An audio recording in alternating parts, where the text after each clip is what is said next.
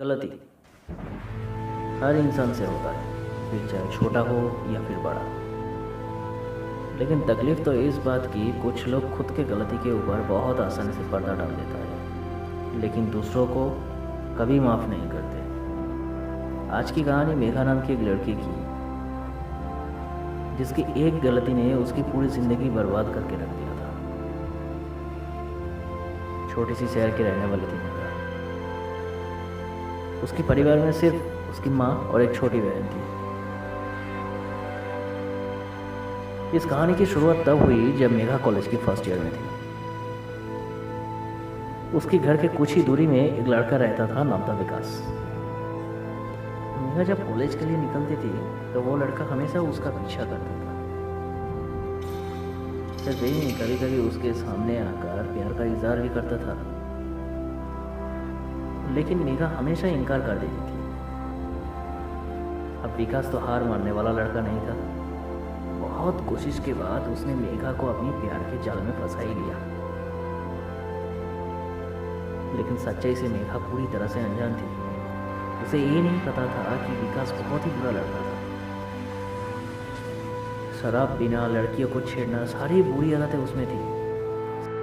सिर्फ यही नहीं, मेघा से पहले वो प्यार के नाम पे बहुत सी लड़कियों को धोखा देता रहा। उन लड़कियों की ज़िंदगी बर्बाद कर दिया था।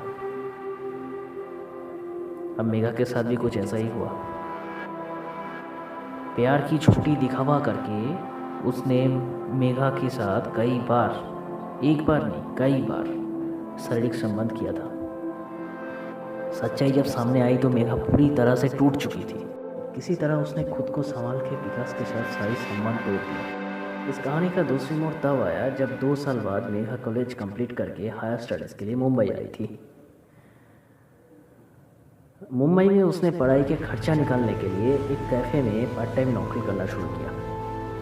उसी कैफ़े में राहुल नाम के एक लड़के के साथ मेघा की मुलाकात हुई। राहुल एक प्राइवेट कंपनी में जॉब करता था। अब कुछ ही दिनों में दोनों की दोस्ती बहुत गहरा हो चुका था, इतना गहरा कि दोस्ती प्यार में बदल चुका था। देखते देखते 4 साल बीत गया। दोनों की शादी की डेट भी फिक्स हो चुका था। शादी के ठीक 3 दिन पहले मेघा और राहुल के बीच फ़ोन पे बात चल रहा था। तब मेघा ने राहुल से कहा, मुझे आज तुमसे कुछ कहना है। विकास के बारे में मैंने सब बातें मैंने पहले ही तुम्हें बताया था। कुछ बातें हैं जो मैंने तुम्हें नहीं कहा। हाँ, कह सकते हो मैंने डर से नहीं बोला। हाँ, मैं डरती हूँ, क्योंकि पहले भी मैंने धक्का खाई है। दोबारा टूटने की हिम्मत मुझ में नहीं है। तो राहुल ने मुस्कुरा के कहा, ठीक है, बताओ क्या बात है। फिर मेघा ने कहा, प्लीज़ मुझे माफ़ कर दो। मैंने कभी उसे पहचान नहीं पाई। उसने हर वक्त मुझे धोखा दिया। प्लीज़ मुझे माफ़ कर दो। Hello hello. फ़ोन का लाइन कट चुका था। तो मेघा ने दूसरी बार फ़ोन ट्राई किया, लेकिन फ़ोन स्विच ऑफ आ रहा था। फिर मेघा ने राहुल को लैंडलाइन पे फ़ोन किया, तो उसने फ़ोन उठाया तो था, लेकिन उसने मेघा को कहा, दोबारा मुझे फ़ोन मत करना। हाँ, मैं जानती हूँ विकास के साथ तुम्हारा रिलेशन था, लेकिन ये कभी नहीं सोचा था कि तुम वर्जिन नहीं। बहुत बड़ी गलती कर दी तुमने। आज से तुम मुझे फ़ोन कभी नहीं करना। और हाँ, शादी का ख्याल भी अपने दिमाग से दूर कर दो। फिर उसने फ़ोन कर दिया।